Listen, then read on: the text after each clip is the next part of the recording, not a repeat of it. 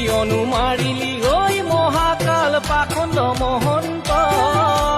কিয়নো মাৰিলি আমাৰ জুবিন দাক ঐ বনিয়া সিদ্ধাৰ্থ